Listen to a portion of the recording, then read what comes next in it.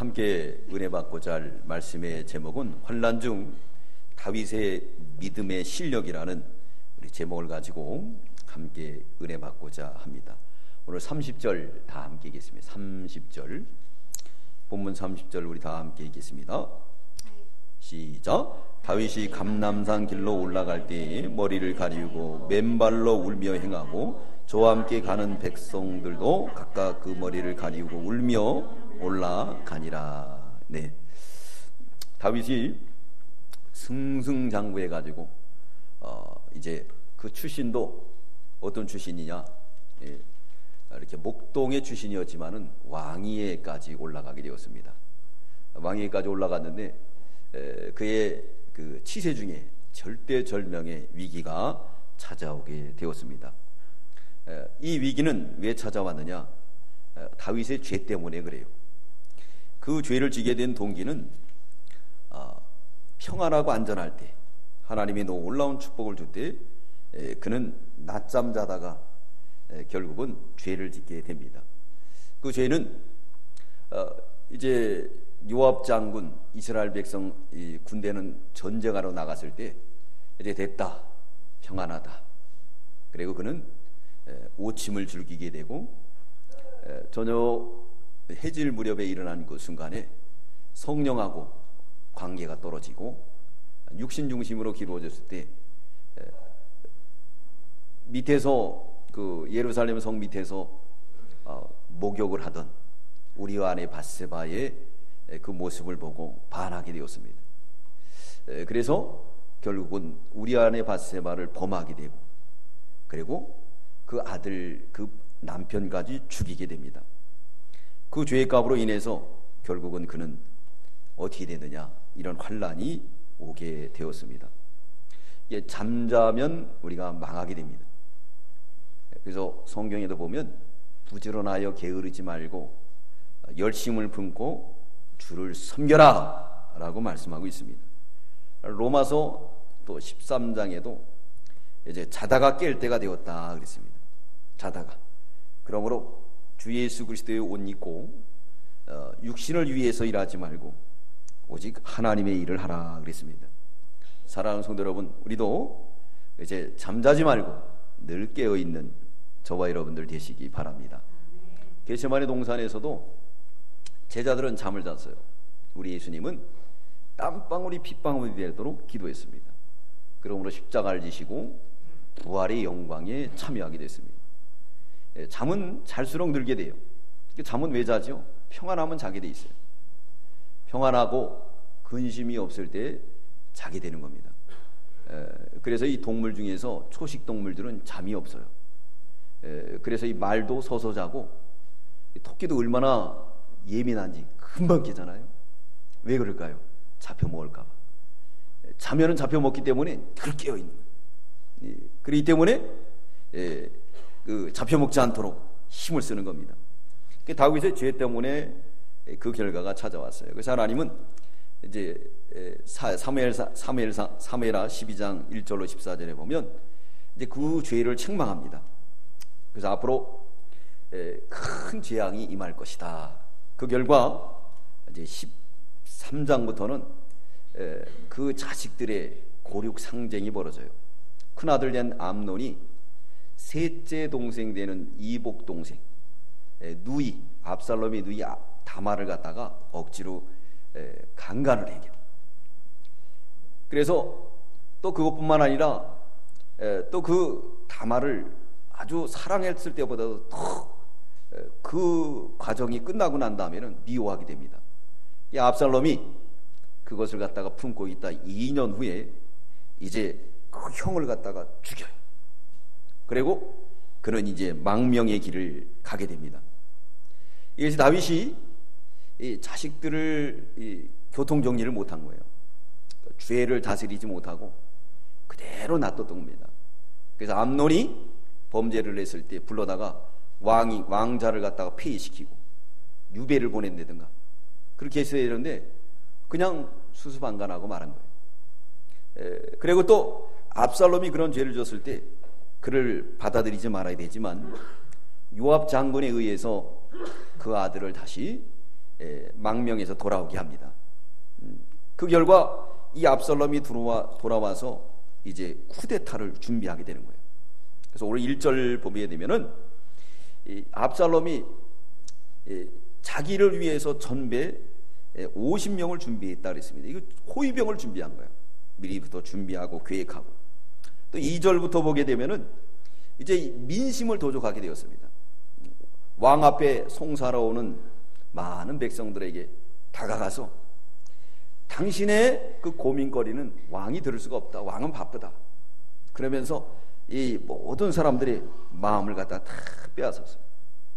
그래가지고 그 사람들이 절하려고 그러면은 절도 못하게 하고 다가가가지고 안아주면서 이스라엘 백성들의 마음을 다 빼앗게 되는데 4년 동안 쿠데타를 준비하게 되었습니다. 우리 5절, 6절 우리 읽겠습니다. 5절, 6절 시작. 사람이 가까이 와서 절하려 하면 압살롬이 손을 펴서 그 사람을 붙들고 입을 맞추니 무릇 이스라엘 무리 중에 왕께 재판을 청하러 오는 자들에게 압살롬의 행함이 이 같아서 이스라엘 사람의 마음을 절하려고 그러면 가가지고 안아주면서 그냥 옷이 그냥 냄새가 나더라도 안아주는 거예요. 그리고 돌아가서 씻었을지 몰라도 아주 사랑스러워하는. 그러니까 백성들이 마음이 압살롬을 향하게 됐어요. 4년 동안. 그래서 전국에 이 압살롬의 이 소문이 쫙 퍼지게 되었습니다. 또 뿐만 아니라 이 압살롬은 아주 잘생겼어요. 머리가 아주 길고 그러기 때문에 그 머리를 자르는 그런 기념 행사도 있습니다. 1년에 몇 번씩 머리카락을 자를 정도로 그렇게 아주 잘생긴 그런 미남형의 왕자였어요. 4년이 되었을 때 이제 합법적으로 왕에게 나가서 말합니다. 왕이요, 내가 망명 생활할 동안에 하나님 앞에 서원한 게 있습니다. 내가 헤브론에 가서 예배를 드리게 해주세요. 그러니까 다윗이 생각할 때 이 녀석이 회개했나 보다. 그래, 왕의 죄가를 내려줍니다. 그래, 가도 좋다. 이 헤브론은 그때 당시에 이 종교를 행사하는 곳이에요. 거기서 예배 드리고 제사 드리는 곳입니다. 특별히 이 유대 나라는 하나님이 인정하는 사람, 그것만이 뭐가 되느냐, 왕이 될 수가 있어요. 그래, 선민의 그 자존심이 아주 강한 나라였던 것을 알 수가 있습니다. 압살롬은 왕의 제가도 받았죠. 또 종교적으로 헤브론에서 거기서 쿠데타를 일으키게 되는 거예요. 그리고 전국에 이제 자기 첩자들을 보내가지고 이렇게 왕의 제가를 받아서, 그리고 하나님의 성전에서 왕 임직식을 했다. 그러므로 다윗 이제부터는 압살롬이 왕이다 선포하기를 했다. 그래서 그 반역의 역사가 아주 무르익게 되었습니다. 자, 이런 쿠데타의 역사가 일어나게 된 것은 다윗의 죄 때문에 이런 일이 일어났습니다. 그가 잠자다가 또한 자녀들의 죄를 다스리지 못해서 이런 일이 벌어지고 말았어요. 여러분, 아픈 것이 있으면 그 아픈 것을 수술해야 됩니다. 그래야지만이 치료받고 완쾌될 줄 믿습니다. 이쁘다고 그걸 놔둬봐요. 아플까봐 놔둬봐요. 커지는 거예요. 그래서 성경에도 보면은 말씀하고 있어요. 적은 누룩을 조심하라. 고린도전서 5장 6절에 보면 적은 누룩이 온 덩이를 퍼지게 한다. 아가서 2장 15절에는 이 포도원을 허는 작은 여우를 잡아라. 데살로니가전서 5장 22절에는 악은 모양이라도 보이라 했어요. 모양이라도 그것을 찾아내서 반드시 척결해야 되는데 척결하지 못한 결과 압살롬의 반역이 시작됐어요. 그래서 그는 호위병을 준비하고 백성들의 마음을 다 빼앗고 다윗 왕으로부터 합법적인 제가를 받아서 또 종교적으로도 합법적으로 모든 사람들에게 나는 왕이라는 것을 선포하게 되었습니다. 자, 이럴 때 여기 떠나가는 순 중에 200명이 무슨 일인지도 모르고 따라가가지고 압살롬의 반역에 동참하게 되었습니다. 우리 11절 읽겠습니다. 본문 11절 시작. 그때 압살롬에게 청함을 받은 200명이 그 사기를 알지 못하고 아무 뜻 없이 예루살렘에서 저와 함께 갔으며, 그랬어요. 청함을 받은 200명. 그러니까 이 쿠데타를 하기 위해서 청함을 받은 사람이 많이 있겠죠. 국방부 장관도 초대했겠고 문화부 장관도 초대했겠고 왕의 제가가 있으니까 그 왕의 명령에 따라서 지금 압살롬이 예배를 드리러 가는데 근데 따라오려면 안 따라가겠습니까? 따라가게 된 거예요. 아무도 모르게. 자기가 지금 무슨 일을 하는지도 모르고 이런 일이 벌어지게 되었습니다. 그런 다음에 이제 이 쿠데타가 다윗에게 알려지게 되었어요. 다윗에게 알려지니까 큰일 났어요. 다윗은 이때 이제 어떻게 했느냐, 자기의 믿음의 실력이 나오게 되었습니다. 사랑하는 성도 여러분, 우리도 인생의 여정길 가다 보면 이런 환난을 당할 때가 있어요. 그때 우리의 실력이 나옵니다. 이 회사를 운영할 때도 사장님이 실력이 있으면 환난을 갖다가 잘 헤쳐나가요. 그러나 실력이 없으면 그 회사가 어떻게 되죠?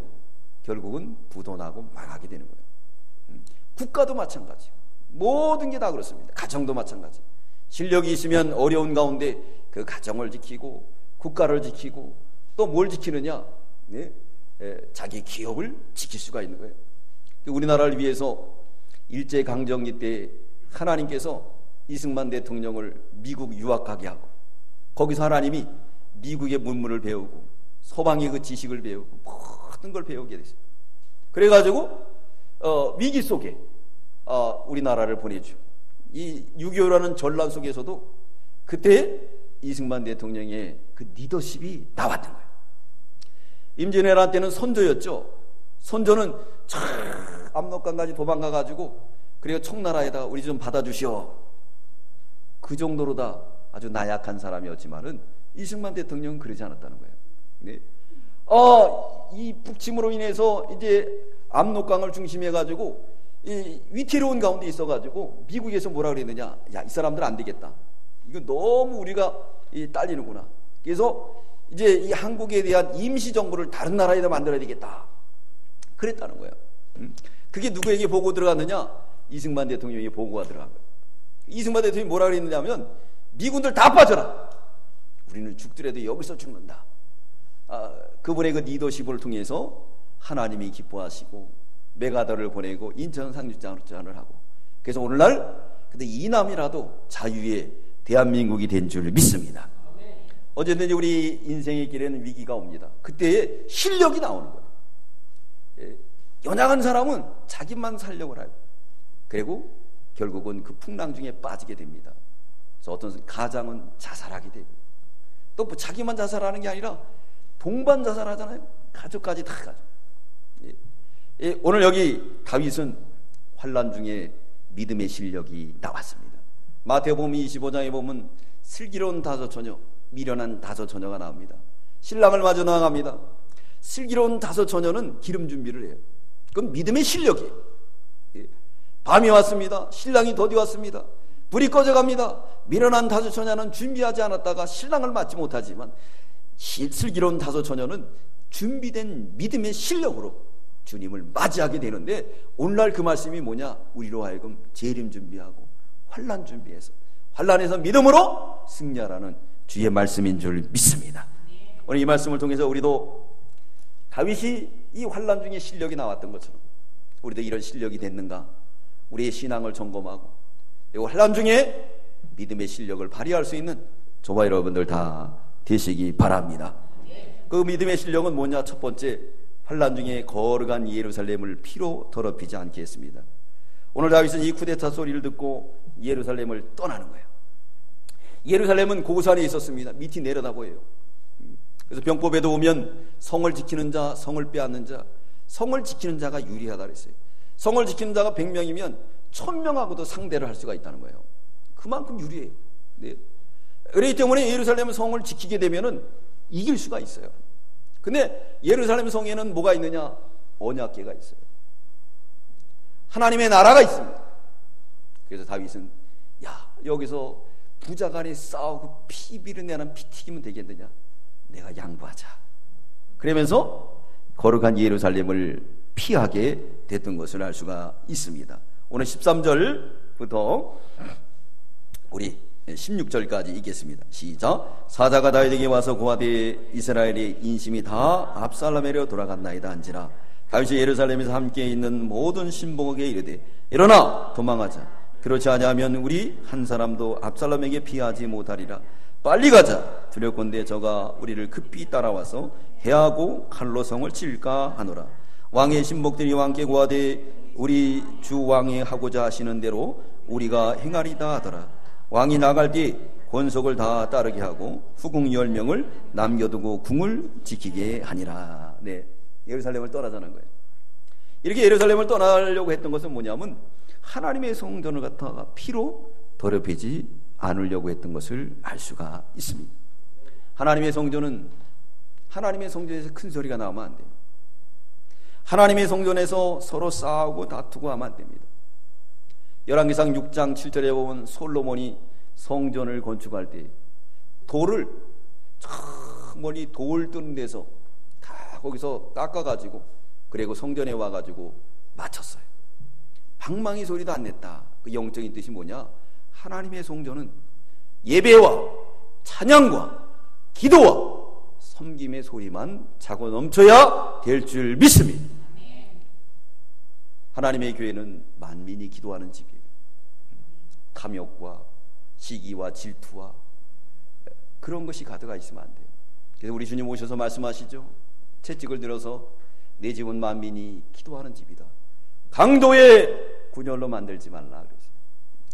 우리가 하나님 앞에 와서는 모든 게 헌신이 돼야 돼. 헌신이 돼. 하나님 앞에 모든 걸 드리는 것이 돼야 돼. 그것이 바로 하나님이 기뻐하는 교회인 줄 믿습니다. 그렇기 때문에 다윗은 그것을 피해서 갔어요. 자기 좋은 조건이지만 그렇기 때문에 환난 중에 그의 믿음이 나온 거예요. 자기의 욕심이라고 하면, 자기의 왕권 강화라고 하면 아들을 죽일 수가 있고 성전에 피비린내 나도 내 성을 지키면서 구원병을 보내면 구원병을 요청하면서 압살롬을 진압할 수가 있어요. 그렇지만 이 거룩한 성 예루살렘 아버지 언약궤가 있는 곳, 이곳에 싸우면 되겠느냐, 그런 거예요. 옛날에 어른들 보면은 어른들 이제는 큰 소리도 안 내잖아요. 그게 참 우리 정서하고 이 성경하고 맞았기 때문에 복음이 들어왔을 때 쉽게 우리나라가 복음화가 된 거예요. 성경하고 우리 정서하고 맞았어요. 그죠? 근데 지금은 그렇습니까? 어른이 있던 뭐하든 이게 바로 뭐냐면 우리 믿음의 실력이 없어서 그렇다는 것을 알 수가 있습니다. 그리고 이 환난 중에 거룩한 성 예루살렘을 피로 더럽히지 않으려는 것은 하나님의 징계임을 인정하는 거예요. 자기의 죄를 놓고 내가 죄가 하나님은 우리를 길러나가시는데 두 가지로 하신다 그랬습니다. 하나님이 곤고한 날을 주시고 형통한 날을 준다 그랬어요. 형통한 날에는 기뻐하고 공고한 날에는 생각하라. 이 두 가지를 병행하사 우리를 인도해 가신다 라고 말씀하고 있습니다. 하나님이 공고한 날을 통해서 우리를 성결케 하는 거예요. 깨닫게 하는 거예요. 아버지 집으로 돌아가게 하는 겁니다. 잠자는 신앙에서 이제 잠자지 않는 신앙, 깨어있는 신앙으로 하나님이 일으켜 주실 줄 믿습니다. 하나님이 일으켜 주신 거예요. 다윗은 그것을 인정했다. 이게 믿음의 실력이에요. 그렇지 않고 어떻게 하죠? 나를 어떻게 보고 그러는 거야 이거 도대체? 내가 교회에 뭐를 했는데? 이 순간 그것은 바로 잠자는 신앙이에요. 예루살렘 성전을 피로 물들이는 겁니다. 다윗은 왜 이런 실력이 있었느냐? 그동안 기름 준비를 많이 했어요. 누구를 통해? 사울 왕을 통해서. 왕위까지 올라갈 때 얼마나 많은 시련이 있었습니다. 그 가운데서 주권을 믿고 하나님을 의지하고 모든 시련을 이기고 믿음으로 살았어요. 왕위까지 올랐습니다. 근데 그도 사람인지라 선줄 생각하고 되지 못하고 된 줄 알고 낮잠 자다가 하나님이 떠나고 그런 사람을 죽이는 살인자가 되었어요. 자녀들의 모든 죄들을 성경으로 판단하고 지적하기보다는 오히려 수수방관함으로 이런 어려운 일이 온 것을 보고 하나님이 이 환난을 통해서 그를 깨우고 있는 거예요. 일으켜주고 있는 겁니다. 하나님의 징계를 그는 인정하고 그 길을 가게 되었습니다. 그는 알 수 있는 건 뭐냐? 그가 맨발로 도망가다가 시므이라는 사람이 나오는, 이 사람은 베냐민 지파 사람이에요. 사울 왕가가 무너졌을 때 시므인 지파도 역시 모든 실권을 잃어버렸습니다. 다윗이 이런 비참한 지경에 빠졌을 때 그때 제일 기뻐하는 사람이 이 사람이었어요. 그래서 다윗에게 나옵니다. 다윗을 향해서 욕설 퍼부어요. 가거라 가거라 피 흘린 자요, 네가 그렇게 사울의 집에 피를 흘리게 했으니까 너도 그렇게 당연한 게 당연하지 않느냐. 그랬더니 요압 장군이 옆에 있다가 왕이여 명령만 하소서. 제가 가서 단칼에 목을 베겠습니다. 목을 베라고 할 수 있는데 다윗은 뭐라 그랬느냐. 그냥 놔둬라. 저거 하나님이 나를 책망하는 거야. 내가 죄가 있어서 그렇다. 그러면서 눈물의 길을 가는 것을 볼 때 하나님의 징계를 그 참으로 여겼어요. 참 회개를 하게 된 거지. 하나님은 돌아오는 사람을 기뻐하십니다. 아버지 집엔 탕자가 셋이 있어요. 집 나간 탕자는 아버지 간섭이 싫어서 지 멋대로 살려고 나갔어요. 집 안에 있는 탕자는 자기 행위 몇 가지 가지고 그리고 그걸 자랑하고 거기에 주인이 되어 앉아 있습니다. 그러나 집 나간 탕자 중에 돌아오는 탕자는 잘못을 누이치고 종이라도 줬습니다. 돌아오는 탕자에. 그럴 때 누가 맞아주느냐? 아버지가 맞아주십니다. 죄의를 회복해 주세요. 오늘 다윗은 자기도 모르게 이제는 집 안에 있는 탕자로 지내다가 또 집 나간 탕자로 지내다가 이제는 돌아가는 탕자로 주님 앞에 바로 서게 되었습니다. 이건 바로 믿음의 실력이에요. 하나님 앞에 돌아가는 거예요. 두 번째, 그의 실력은 어떤 실력인가? 19절부터 23절에 보면 환난 중에 사람의 생명을 귀중하게 여깁니다. 자, 지금 급박한 상황이에요. 자기를 따르는 사람이 얼마나 됐겠습니까? 자기를 따르는 사람이 얼마나 안 됐겠죠. 근데 마침 이 블레셋 사람, 가드 사람이라 그랬는데 이 블레셋 사람이 이때라는 사람이 다윗에게 전향을 했어요. 찾아온 지 며칠 안 돼요. 근데 그가 따라 나오는 거예요. 그러니까 다윗이 보고 너는 오지 마.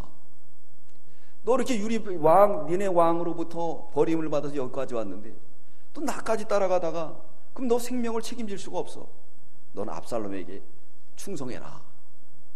지금 한 사람이 더 필요한데 그렇게 말하는 건 뭐겠습니까? 다윗이 자기 이익보다도 자기의 왕권보다도 자기의 생명보다도 자기가 가지고 있는 모든 것보다도 사람의 생명을 더 귀중하게 여기는, 그것이 바로 뭐냐면 신앙의 실력이에요. 밤이 올 때 우리는 신앙의 실력이 나옵니다. 남을 더 생각하는 그런 신앙의 실력이 나오게 되는 거예요. 우리나라는 얼마나 많은 외세의 침략을 받았습니까? 6.25 때 우리나라는 전쟁 안 한 게 아니에요. 메가더 장군만 크루즈 돼 가지고 영웅이 되었지만은 그 밑에 정말 우리나라 사람들이 얼마나 많이 희생을 한지 몰라요. 어린아이들까지. 부산에서 17세 먹은 아이가 없어졌어요. 알고 봤더니 이 녀석이 부모 몰래 의형군을 당한 거야. 그죠? 요즘은 군대 안 보내려고 난리를 치죠. 그죠? 어떻게 하든지. 예? 근데 도망간 거예요. 가보니까 나간 거예요. 이 녀석들이 인천 상륙 작전할 때 울산으로 간 거예요. 300몇 명이 가다가 풍랑을 만나서 그 자초되고 수영을 해가지고 그래가지고 6탄으로 다 고지를 탈환해가지고 모든 인명견들의 그 시선을 갖다가 울산으로 끌게 하고 그리고 인천 상륙 작전이 성공하게 된 겁니다. 할렐루야. 또 교회들도 마찬가지예요. 그때 당시에 목사님들 교회들 얼마나 뜨겁게 기도했는지. 그렇기 때문에 하나님이 감동한 줄 믿습니다. 우리나라는 어려울 때 믿음이 나와요. IMF 때 금모으기 사건, 임진왜란 때도 우리나라를 침공했을 때 히데요시에게 그랬대요. 그 부인이 우리나라 치지 말라고. 그 나라는 아주 강한 나라로 결국은 패하고 돌아갔잖아요. 이게 바로 오랫동안 그 연단 속에서 우리 마음에 축적되어 있는 그게 실력인 줄 믿습니다. 그걸 세상 사람들이 보는 노하우라 그러죠. 노하우는 뭡니까? 그건 오랫동안 쌓아나온 기본적인 실력이에요. 실력. 그 실력이 나오는 거예요. 그건 뭐 인본주의가 아니고 자기가 쌓아오는 그 실력입니다. 우리도 신앙이 어디서 실력이 나오느냐? 캄캄한 이 시련의 바람이 불을 때에 정말 다윗과 같은 이런 믿음이 나와요. 거룩한 성전을 피로 물들이면 되지 않는다. 나보다도 남의 생명을 더 귀중하게 여기는 이 다윗의 위대한 믿음, 이것은 어디서 나왔느냐? 오랫동안 쌓은 믿음이었기 때문에 이 환난의 바람이 왔을 때 그는 신앙 양심을 지키고 믿음을 지킬 수 있는 사람이 될 수가 있었어요. 가드 사람 이때는 하나님 편에 쓴 거예요. 그는 믿음으로 투항하게 되고 나합 기생처럼 하나님을 찾아왔어요. 네. 블레셋 왕은 자기가 섬기는 왕을 보니까 이거 우상 섬기는 왕이에요. 탐욕만 가득해요. 다윗을 보니까 의리가 있어요. 그 신앙에서 나왔습니다. 다윗이 이런 말을 할 때 압살롬에게 투항할 수가 있어요. 근데 뭐라 그랬느냐? 우리 보겠습니다. 21절 우리 읽겠습니다. 21절 시작. 이때가 왕께 대답하여 가로되 여호와의 사심과 우리 주 왕의 사심으로 맹세하옵나니 진실로 내 주 왕께서 어느 곳에 계시든지 물론 사생하고 종도 할렐루야. 뭐부터 나오죠? 다윗부터 나오지 않습니다. 뭐라고 나옵니까? 여호와의 사심. 여호와라는 것은 확실하게 유일신을 믿는 거예요. 가드 사람이 이때가 다윗을 통해서 전도를 듣고 깨달았다는 거예요. 롯은 얼마나 날탕 믿음 생활을 했는지 여기 망한다고 그러니까 사위들이 뭐라 그랬죠? 이 노인네가 어떻게 농담으로 여겼어요. 더위 드셨나? 그리고 딸하고 결국은 둘만 구원받게 되는 거예요. 믿음으로 살지 않았기 때문에 진정한 이 멸망의 길을 가르쳐 줄 때 그들이 믿지 않고 따라오지 않았다는 거예요. 네.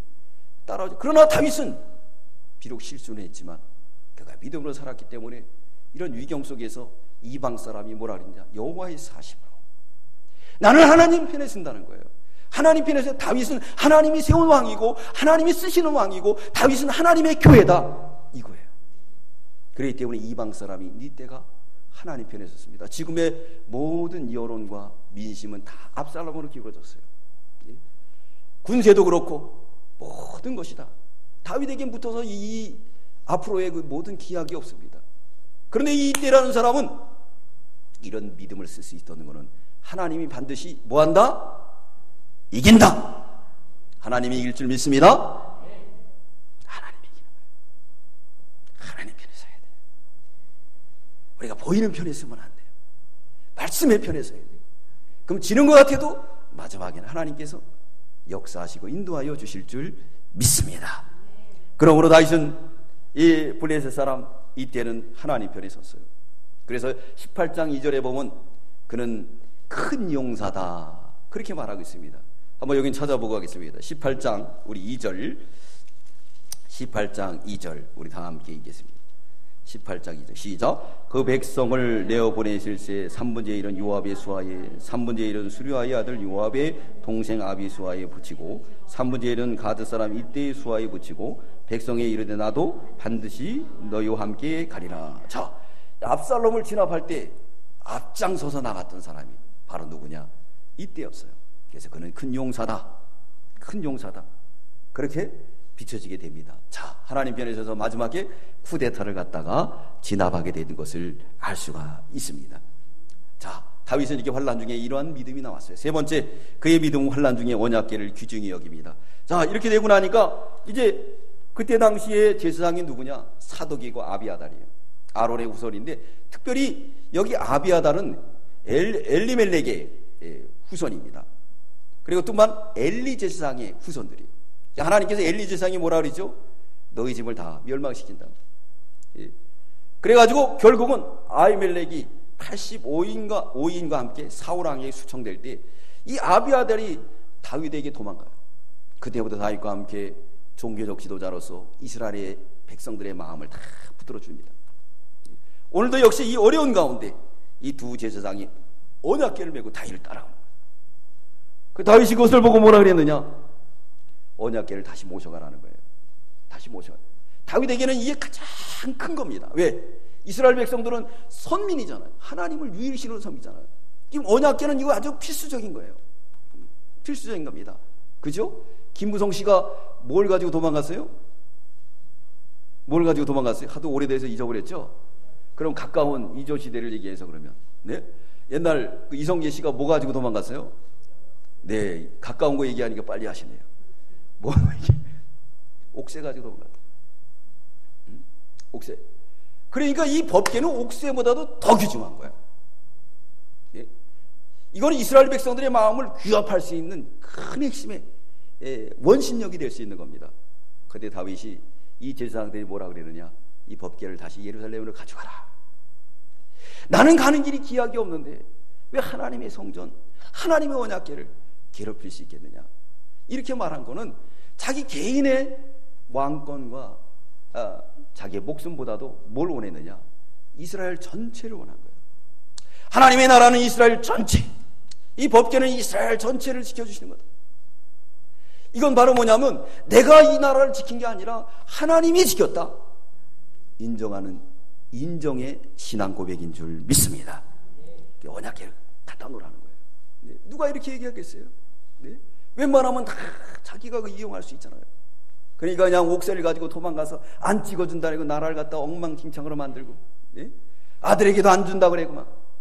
네? 그랬는데 이 다윗가만큼은 얼마나 멋있어요. 이게 바로 뭐냐면 환난 중에 그의 믿음의 실력이 나오는 겁니다.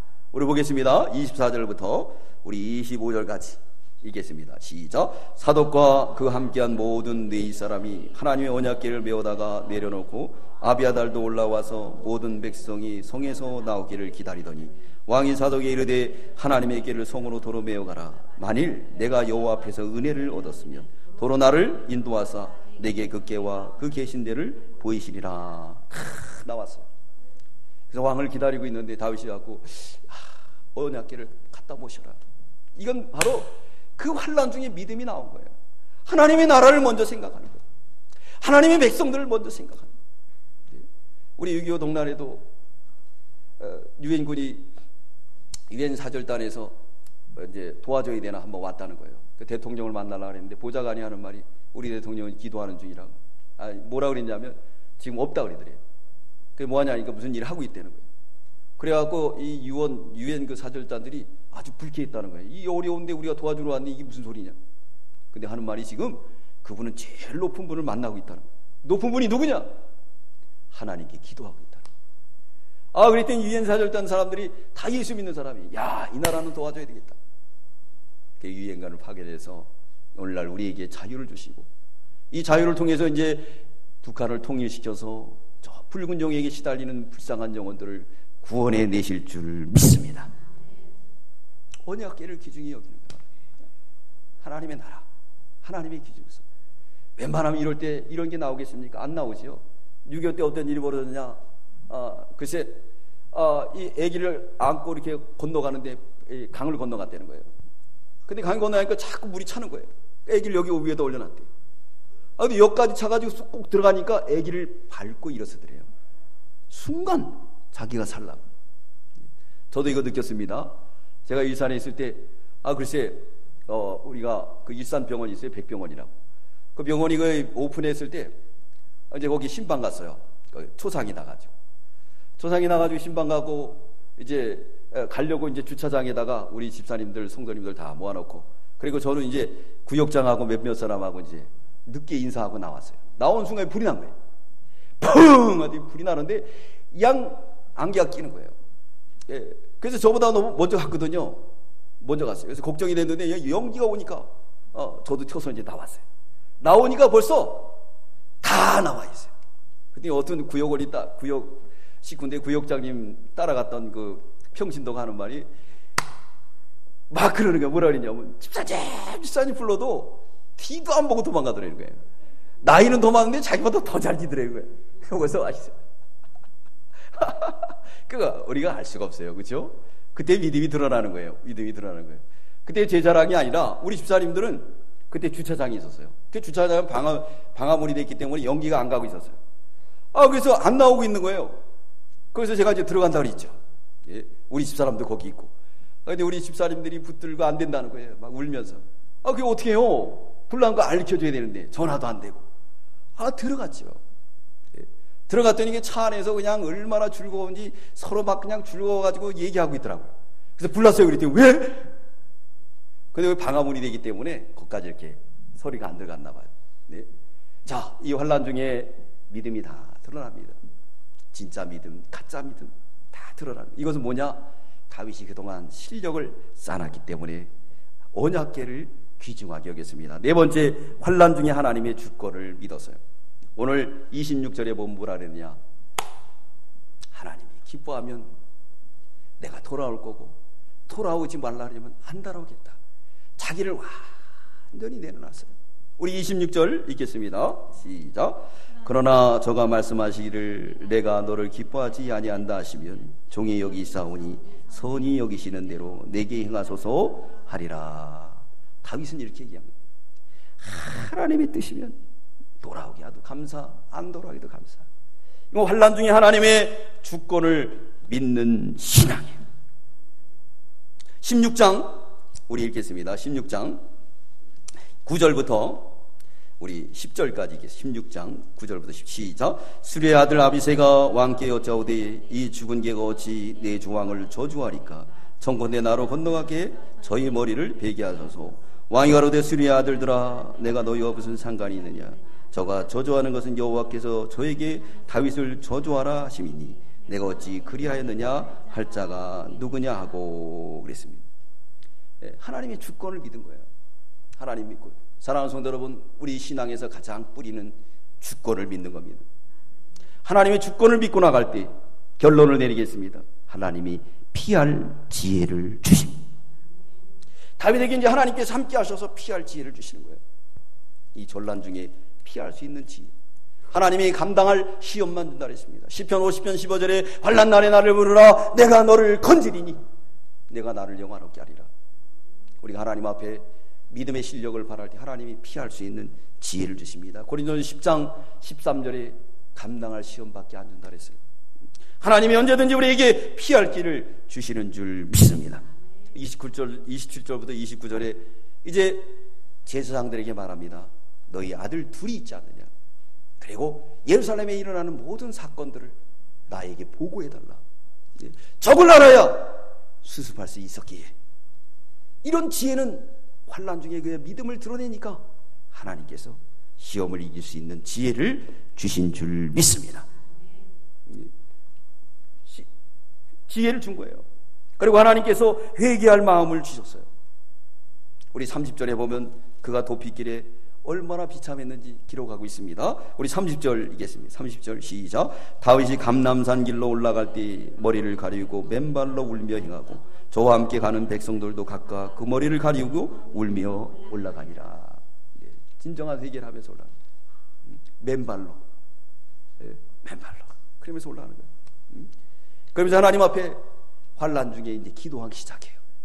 우리가 환난 중에 기도하지 못하죠. 복음성강에도 말하겠습니다. 당신이 지쳐서 기도할 수 없고.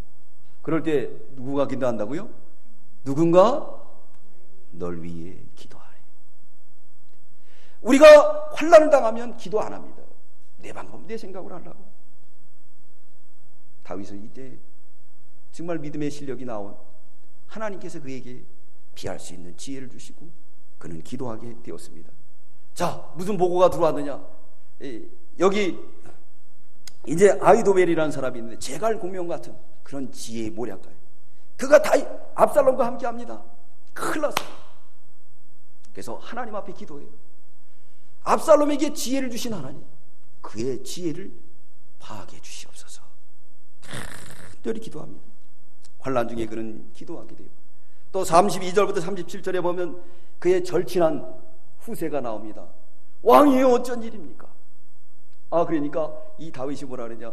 그래, 너는 이제 나 따라오지 말고 목숨을 걸고 나를 친구라고 생각하면 이제 압살롬에게 투항해서, 그래서 거기 아히도벨이 있는데 그의 모략을 네가 다 무용지물로 만들라. 이런 작전 계획을 쓸 수 있었던 건 뭐냐면 그가 환난 중에 나온 거예요. 이승만 대통령이 리더십을 통해서 6.25 동란을 갖다가 해결했던 것처럼 우리 어려움을 통해서 그 어려움을 이겨나가는 리더자들처럼 다윗은 이제 하나님 앞에 믿음의 실력을 보일 때 하나님의 지혜를 줬고, 하나님의 지혜를 받아가지고 이제 이 모든 일을 일사천리하게 착착착착착 해결하게 되고, 마지막에는 이 압살롬의 쿠데타를 다 진압하고 다시 왕위에 등극하게 되었습니다. 사랑하는 성도 여러분, 우리도 인생의 여정길을 가다 보면 환난을 만날 때가 있습니다. 그럴 때 우리는 이 다윗처럼 우리의 믿음의 실력을 드러내서 하나님 앞에 영광 돌리고 하나님의 지혜를 받아 우리가 다 이기고 승리할 수 있는 저와 여러분들이 다 되시기를 주의 이름으로 축원합니다. 축원합니다. 기도드리겠습니다. 사랑의 주님 감사합니다. 다윗이 절대절명의 위기를 만났습니다. 그럴 때 그는 믿음을 드러내서 예루살렘에서 싸우면은 이길 수 있었지만 거기는 하나님의 언약궤가 있었기에 하나님의 말씀이 있었기에 그는 그것을 피하여 그저 도피의 길을 가면서 자기 따르는 사람들의 생명을 간절히 돌보고 믿음을 지켰습니다. 또 하나님 환난 중에 언약궤를 귀중히 여기고 환난 중에 하나님의 주권을 믿고 나감으로 하나님의 지혜를 얻어서 슬기롭게 지혜롭게 모든 환난을 이겼던 것처럼 주님이 우리 험한 세상 살아가면서 다윗과 같은 이런 위기를 만날 때가 있습니다. 주님 우리의 믿음의 실력을 밝혀서 이제 신랑 되신 예수 그리스도를 믿음으로 영접하고 영광스러운 예수 그리스도의 재림에 참여할 수 있는 저희들 다 되게 주시옵소서. 감사드리오며 예수님의 이름으로 기도드리옵나이다. 아멘.